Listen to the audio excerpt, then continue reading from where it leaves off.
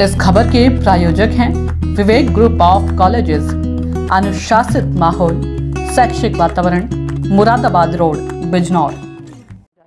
उसी तरीके से आयुर्वेदा, जो कि सबसे पुराना चिकित्सा पद्धति है, भारतीय चिकित्सा पद्धति, मतलब हमारे इंडिया की जो पद्धति है हम शायद भूल गए हैं, वो एलोपैथ तो है नहीं, वो है तो हमारी आयुर्वेद ही।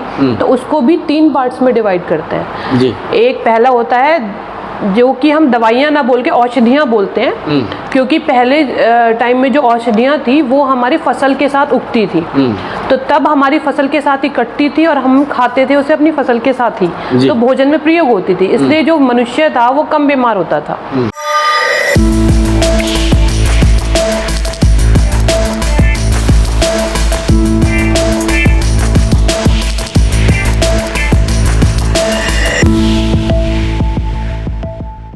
नमस्कार, जय हिंद। स्वागत है आपका राष्ट्रीय पंचायत में। चिकित्सा के लिए वैसे तो कई पद्धतियां हैं, लेकिन आयुर्वेदा एक अपने आप में एक ऐसी पद्धति है जिसके कई फायदे हैं और कई कॉम्प्लिकेटेड केस होते हैं, यानी जो गंभीर या बहुत ही विशेष परिस्थिति वाले केस होते हैं, जहाँ पे जिनका अन्य चिकित्सा पद्धतियों में रेस्पॉन्स नहीं मिलता या मूल रूप से या उसका जड़ से खात्मा नहीं होता उन रोगों का, तो आयुर्वेदा एक ऐसी चिकित्सा पद्धति है जो सभी रोगों का, चाहे वो किसी भी प्रकार का है, या तो उसको पनपने से उस रोग को होने से रोक देता है पहले ही, और अगर हो भी जाता है तो उसका जड़ से खात्मा कर देता है। पहले वीडियो में वैद्य संदीप अग्रवाल, हमने उनके एक इंटरव्यू में आपको बताया है कि आयुर्वेदा का महत्व क्या है।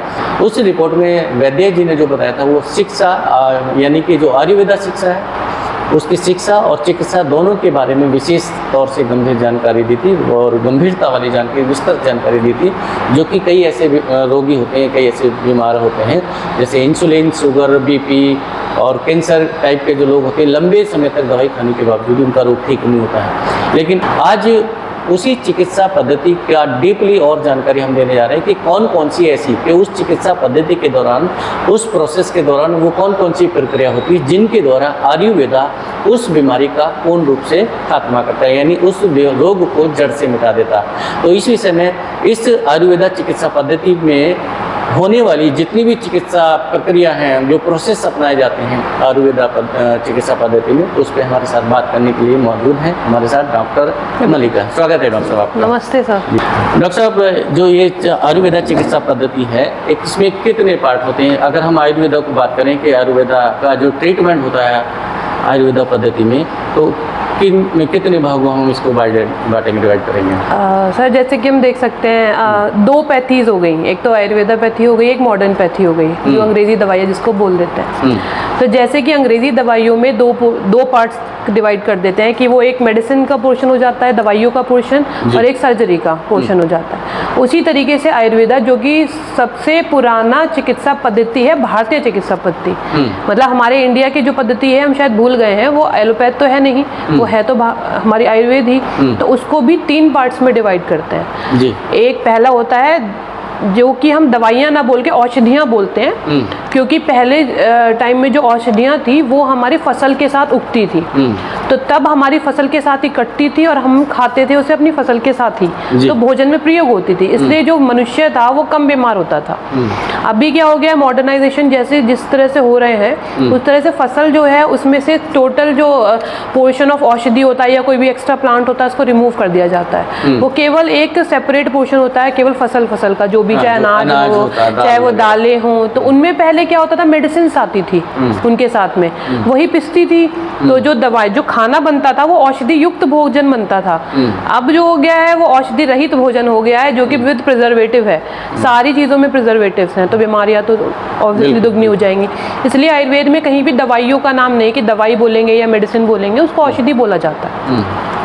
सेकंड जो है उसका पार्ट हो जाता है पंचकर्म चिकित्सा, जो कि बहुत इम्पॉर्टेंट अंग है एक तरीके से देखा जाए। कैसे?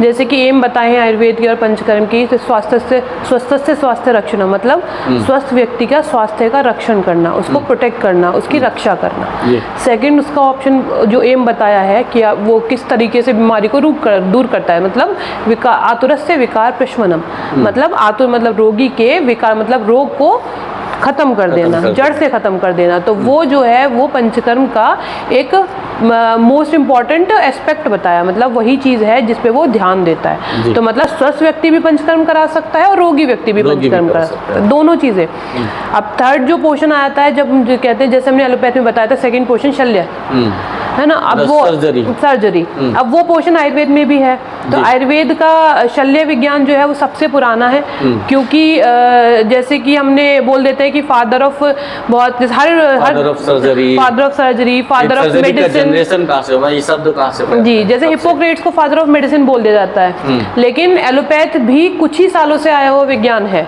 आयुर्वेद 5000 वर्ष पूर्व आ चुका था।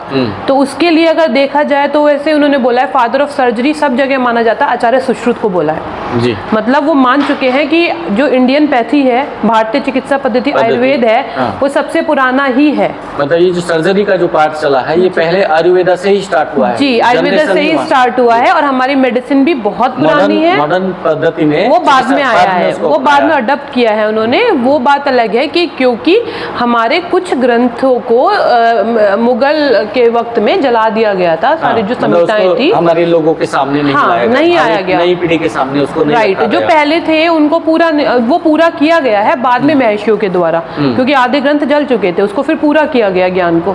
तो अब इसी तरीके से जो फादर ऑफ सर्जरी बोले वो सुश्रुत बने हैं।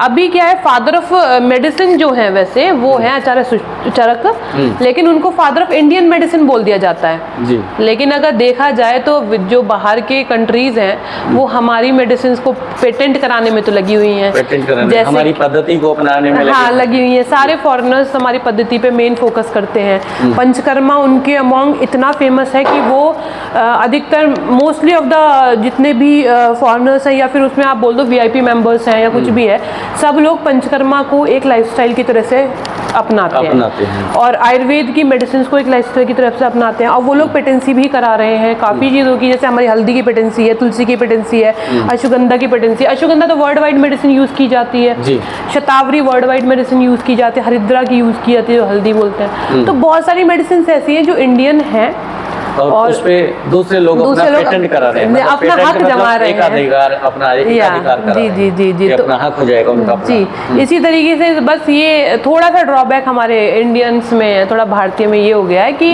हमारे भारतीय जो व्यक्ति हैं वो इस पैथी को बहुत ज़्यादा इम्पोर्टेंस नहीं दे रहे हैं। वो लोग मॉडर्न पैथी पे ज़्यादा फोकस्ड है। मॉडर्न पैथी अपना वर्क करती है और आयुर्वेदिक पैथी अपना वर्क करती है, ये हैंड इन हैंड जा सकते हैं। इसमें कोई कॉम्पिटिशन नहीं है कि मॉडर्न पैथी हमसे बेटर है या आयुर्वेद पैथी मॉडर्न वालों से बेटर है। इसमें कोई देयर इज नो कंपटीशन, कुछ भी नहीं है। लेकिन अपना दोनों पद्धतियों का अपना अलग अलग महत्व है, अपना है, अपना अपना महत्व है, अलग जी जी जी। वो सब मतलब आप आयुर्वेद है, आयुर्वेद पैथी है या एलोपैथिक पैथी है, वो दोनों हैंड इन हैंड जा सकते हैं। इमरजेंसी ट्रीटमेंट्स हैं वो हमारे अंग्रेजी मतलब कि एलोपैथी में बहुत अच्छे मैनेज होते हैं, आयुर्वेदिक में भी मैनेज होते हैं, बस थोड़ा वक्त लगता है।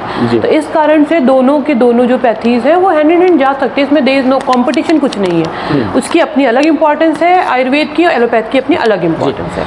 मैडम एक तो बात आती है स्टार्टिंग, जैसे आयुर्वेदा में ट्रीटमेंट को 3 भागों में लिया गया है, औषधि, पंचकर्मा और उसके बाद सर्जरी मतलब शल्य चिकित्सा।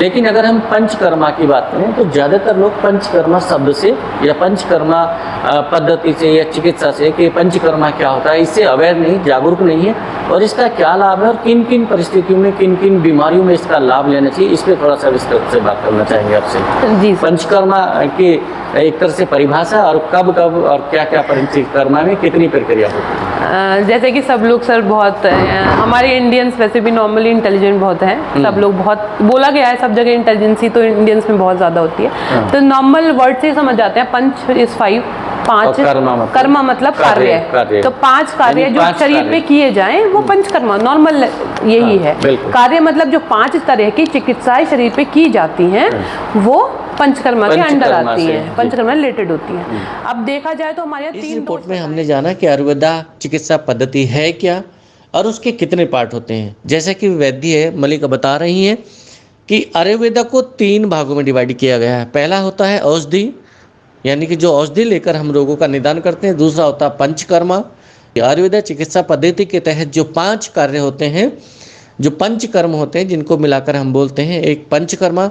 और लास्ट में आता है सर्जरी। अगली रिपोर्ट में हम जानेंगे कि जो दूसरा भाग है आयुर्वेद चिकित्सा पद्धति का, जिसको हम बोलते हैं पंचकर्मा के नाम से हम इसको जानते हैं। इस वीडियो में सिर्फ आयुर्वेदा के प्रथम भाग पर हमने चर्चा की है।